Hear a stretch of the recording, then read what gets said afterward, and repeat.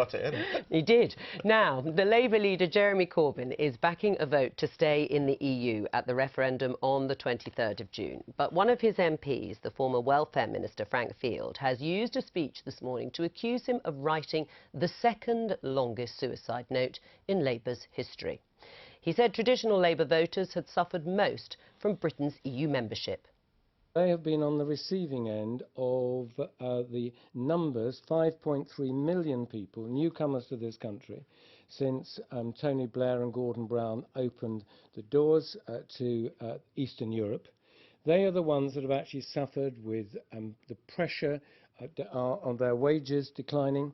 They've been the ones who find that the queues for housing have become longer, and they're the ones who feel most acutely that they cannot choose schools of their choice for their children. Well, Frank Field is here with us to tell us more. Frank Field, I mean, since Jeremy Corbyn won the leadership, there's been a lot of disunity, well, certainly reported disunity in the Parliamentary Labour Party. I think of Trident and Syria. But Europe is one issue where you could say there is unity, really, bar a few MPs. So why are you trying to create disunity when it's unnecessary in the Labour Party? Well, I think that Jeremy's position is secure. All this talk from some members of the Parliamentary Labour Party about overthrowing is absurd, and he will remain secure until those who wish to have him replaced find an alternative leader. The reason why I spoke today was that if you look at that, leaving out what's happened to our vote in Scotland aside, in England, I mean, since Tony Blair's heyday, we've lost well over 4 million votes. Well over 3 million people have moved to abstention, and UKIP has had over equally an increase in vote of 3 million. Now, I'm not saying that all of those have just moved from the Labour Party, but we do know at the last election something almost touching 1 million people who previously voted Labour crossed over to UKIP, and they did so because they thought we had a Labour Party that did not represent in public debate their real interests. But the settled view now in Labour is the one to back Remain. And you look at the Conservative Party, and that is a classic case of a party that is, split on this key issue, and people, voters, don't like divided parties. So I say to you, why highlight something that actually, certainly in parliamentary terms, you just don't represent anyone? Well, as one of our great leaders said, that you can have unanimity in the graveyard. The truth is, it's crucially important if we're going to bid and be successful to win power next time, that we don't have another tranche of Labour voters feeling that they are so unrepresented by the parliamentary leadership that they vote to leave and they are voting for UKIP candidates.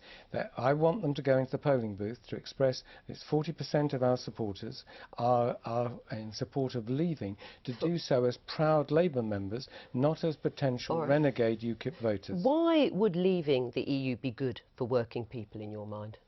Oh, I think the key thing is that we would actually be able to control our borders. And from that... I mean, people would argue we do control our borders. Well, I've heard people argue that. I mean, we had David Miliband. We do have passport controls at our borders. Visiting, we do not actually have, we had no control over, since the accession countries joining, we've had 5.3 million people coming into this country. That was Labour's fault for not putting transitional controls into some extent in those years. And you had me on this programme saying we shouldn't do that and criticising the Labour government for doing so. And then it wasn't then about, that somehow the Labour Party should be united on that issue. Right. I mean, what do you say to that in terms of working people would be best represented by parties wanting to leave because their fortunes would improve?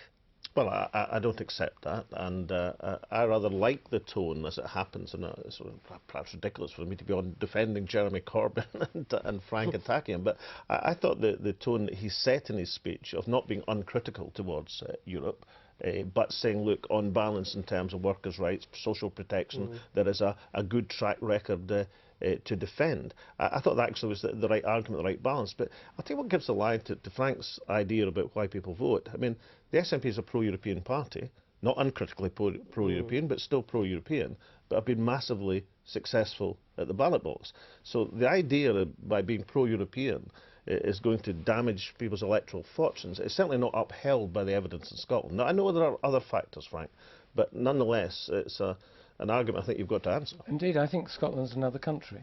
And I actually do think we will move to a position where you have independence and I hope we will then push for Parliament of all the countries, with England having sovereign parliament like you have, Wales and Northern Ireland.